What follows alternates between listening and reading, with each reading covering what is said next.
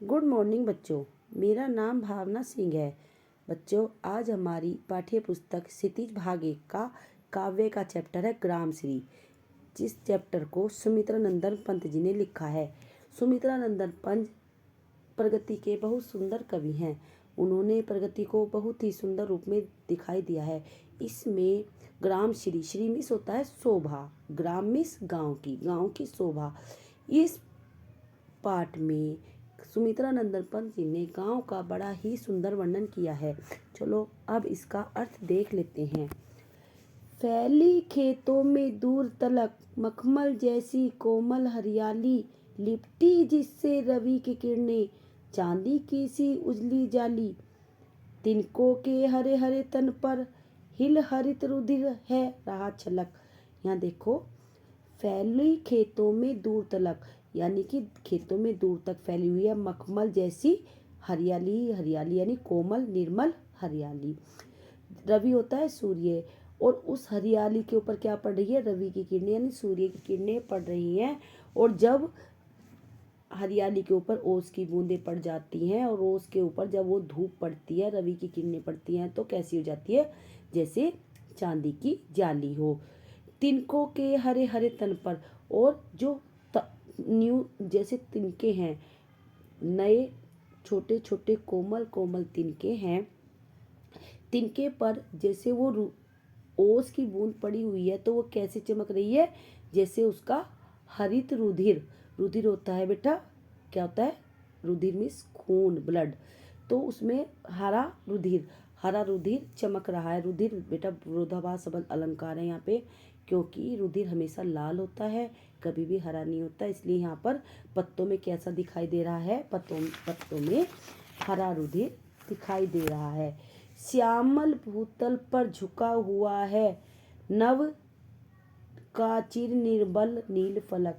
और श्यामल यानी हरी हरी धरती पर, भूतल पर झुका हुआ है आकाश का निर्बल नीला, क्या है? आकाश।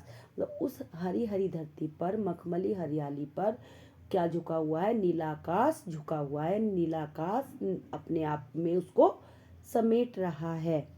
चलो आगे देखते हैं। रोमांचित सी लगी थी वसुधा, आई जो गेहूं में बाली। तो रोमांचित यानी बहुत खुश, उत्साहित लग रही है। क्या? वसुधा मीन्स पृथ्वी बहुत ही उत्साहित और खुश लग रही है। और जौ में और गेहूं में बालियां आ गई हैं। जैसे बेटा बालियां आती है ना, उसके अंदर गेहूं आ जाता है वो। अरहर सनई की सोने की किंकणियां है शोभाशाली। अरहर एक दाल होता है, और सन जिससे रस्सी वगैरह बनाई जाती है। तो अरहर और सनी की फलियां कैसी लग रही हैं? जैसे धरती रूपी कमर ने क्या पहन रखा है? किंकणियां यानी करधनी पहन रखी है। उड़ती भीनी तैलाक्त गंध, फूली सरसों पीली पीली।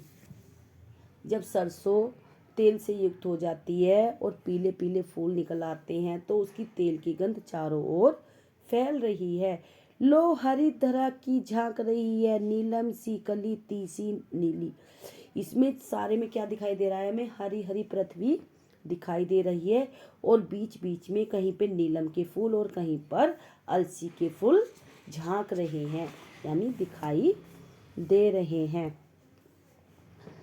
रंग रंग के फूलों में रिलमिल हंस रही हैं सखियां मटर खड़ी। अच्छा, बहुत धरती पर बहुत सारे फूल खिले हुए हैं। देखो, फूलों के बहुत सारे रंग होते हैं, जैसे लाल, पीला, नीला, गुलाबी। उसमें हंस रही हैं सखियां मटर खड़ी, और मटर है ना जो, वो आपस में सखियों का रूप दिया गया है, मानवीकरण किया गया है।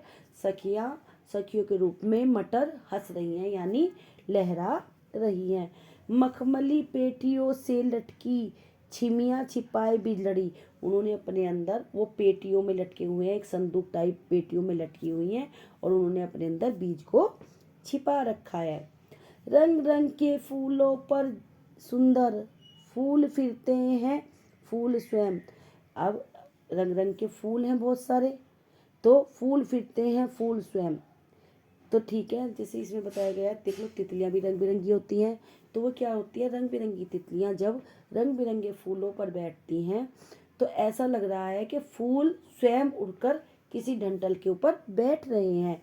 तो वृंतो यानी डंठल पर। तो रंग रंग की तितलियां हैं और रंग रंग के फूलों पर बैठती हैं।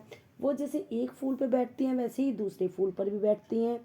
तो ऐसा लग रहा है जैसे फूल एक फूल से उठकर दूसरे फूल पर बैठ रही हैं तितलियां। तो फूल उड़कर दूसरे डंठल पर जा रहे हैं। अब रजत स्वर्ण मंजरियों से लद गई आम तरु की डाली। तरु होता है बेटा पेड़, ठीक है, आम होता है आम। तो अब श्वेत स्वर्ण बोर, बोर भी बोलते हैं उसे, मंजरी भी बोलते हैं। आपको पता है आम आने से पहले क्या आता है, मंजरी आती है या बोर आता है। तो उससे क्या लद गई हैं, पेड़ लद गए हैं। जल रहे हैं ढाक पीपल के दल। एक ढाक का पेड़ होता है, पीपल का होता है, तो क्या है उसमें, उसके पत्ते झड़ रहे हैं। हो उठी कोकिला मतवाली, और कोकिला मतवाली होकर गीत सुना रही है। महके कटहल, कटहल की खुशबू चारों ओर फैल रही है। मुकुलित जामुन और अध पके जामुन भी आ गए हैं। जंगल में झरबेरी झूली, और जंगल में जंगली बेर होते हैं, छोटे छोटे बेर आपने देखे होंगे, वो बेर लद गए हैं।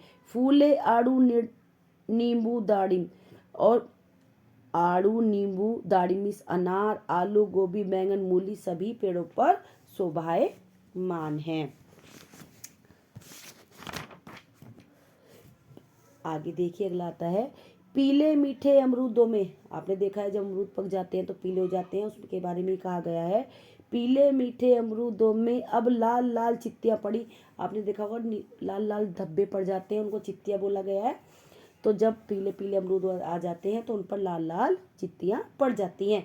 पक गए सुनहरे मधुर बेर, और सुनहरे सुनहरे बेर भी खाने लायक हो गए हैं और वो भी पक गए हैं। जब कोई फल पक जाता है तभी वो खाया जाता है।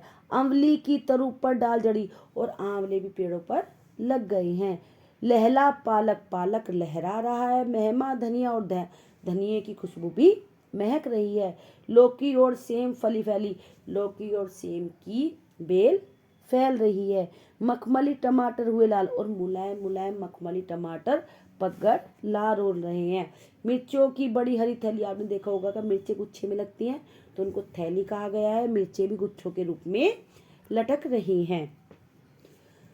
आगे देखते हैं बालू के सांपों से अंकित गंगा की सतरंगी रेत। सतरंगी का मतलब होता है जब धूप में रेत पर पड़ती है धूप तो उसमें कई रंग दिखाई देते हैं, वो सतरंगी सी लगती है। और जो नदी के द्वारा पानी के द्वारा निशान बनाए गए हैं उनको कहे हैं बालू रूपी सांप। तो गंगा की सतरंगी रेत पर बालू रूपी सांप दिखाई अंकित यानी दिखाई दे रहे हैं। सुंदर लगती सरपत छाई, सरपत एक घास होती है जो उससे छाए, उससे छप्पर रूपी उसके जो मकान बने हुए हैं, सरपत रूपी घास के द्वारा जो मकान बनाए गए हैं वो बड़े सुंदर लग रहे हैं। और तट पर किनारे पर तरबूजों की खेती हो रही है। अंगुली की कंघी से बगुले कल की सवारते हैं कोई, और बगुले पानी में खड़े हुए अपने बालों में खुजला रहे हैं। तो मानो ऐसा लग रहा है वे कंघी कर रहे हैं और अपनी कलगी को सवार रहे हैं। तिरते जल में सुखराव पुलिन पर मखरोटी रहती सोई। तो बेटा सुखराव होता है एक तरह चक्रवाक पक्षी होता है। तो चक्रवाक पक्षी तैर रहे हैं पुलिन इस किनारे पर। मुर्गाव नामक पक्षी आलस में आकर सो रहा है। हसमुख हरियाली हिम आतप, सुख से अलसाए से सोए। भीगी अंधियारी सी निसी की तारक स्वप्न में से खोए। इसमें यह क्या है, हसमुख हरियाली यानी हरियाली बहुत खुश है।